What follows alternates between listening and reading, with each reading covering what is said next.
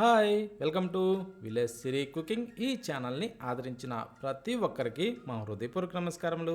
ఇవాళ చాలా మంచి రెసిపీతోని మీ ముందుకు వచ్చానండి. చాలా బాగుందండి. ఒక్కసారి ఈ విధంగా కొత్తిమీరతోని చట్నీ చేయాలి కానీ టేస్ట్ మాత్రం సూపర్ అండి. ఈ విధంగా చేస్తే ఇడ్లీ, బోండా, దోశ, వడ ఇలాంటి అన్ని టిఫిన్స్లో కూడా టేస్ట్ సూపర్ అంటే సూపర్ అండి. ఈ విధంగా చేస్తే చిన్నపిల్లల దగ్గర నుంచి పెద్దవాళ్ళ వరకు ప్రతి ఒక్కరూ చాలా ఇష్టంగా తింటారండి. అంత రుచిగా ఉండే ఈ చట్నీని ఎలా చేస్తే ఇంత మంచి రుచి వచ్చిందో ఒక్కసారి మన కిచెన్లోకి వెళ్ళి చూద్దామా. ముందుగా మనం దాని గురించి ఉల్లిపాయలు తీసుకోవాలండి. అది మంచి ఆరిన గడ్డ తీసుకోండి, మంచి టేస్టీగా ఉంటుంది, ఓకేనా. ఆ తర్వాత కొత్తిమీర అండి. నేనైతే ఒక సగం కట్ట తీసుకున్నాను, ఒక పెద్ద కట్ట తీసుకునేసి అందులో సగం తీసుకున్నానండి. ఈ సగము ఈ విధంగా తీసుకున్న తర్వాత దీన్ని ముందుగానే శుభ్రంగా కడిగి అందులో గడ్డి పీసులు కానీ వేరే ఆకులు ఏమున్నా అన్నీ శుభ్రంగా ఏరేసి కడిగి రెడీ చేసి పెట్టుకోవాలి.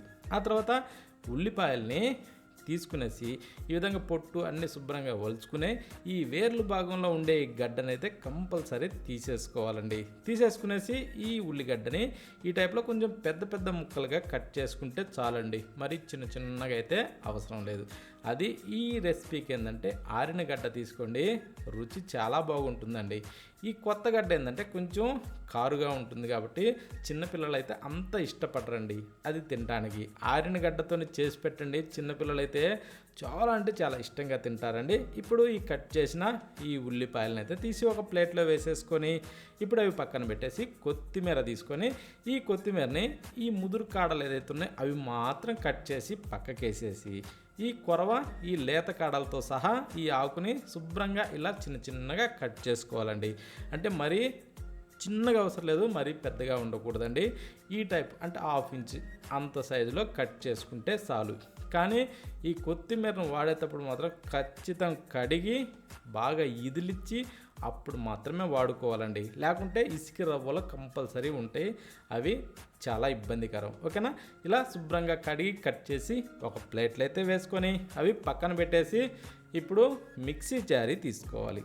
దాంట్లోకి ఈ కట్ చేసిన ఉల్లిపాయలు దాంట్లో వేసుకోవాలి. వేసిన తర్వాత వెల్లుల్లిపాయలండి పొట్టు తీసి ఆ వెల్లుల్లిపాయలు వేసుకునేసి 1 టేబుల్ స్పూన్ ధనియాల పొడి, సగం టేబుల్ స్పూను జీలకర్ర పొడి, ఇవి 2 వేసేసి కారం అండి ఒక 2 టేబుల్ స్పూను వేసుకుంటే చాలండి.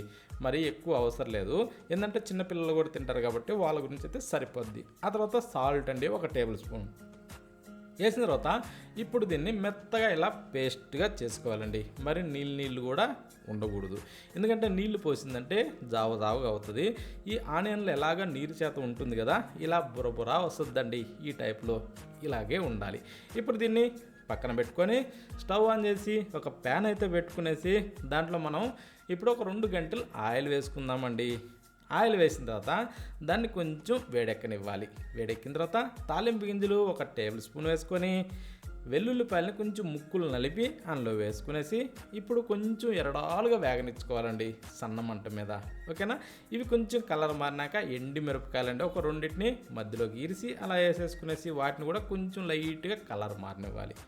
ఇలా ఇవి కూడా కాస్త కలర్ మారినాక ఇప్పుడు చిటికెడండి ఇంగు పొడి అందులో వేసేసుకొని 4 రెమ్మలు కరివేపాకు దూసి దాంట్లో వేసుకొని కాస్త చిటపట్లాడించుకోవాలి.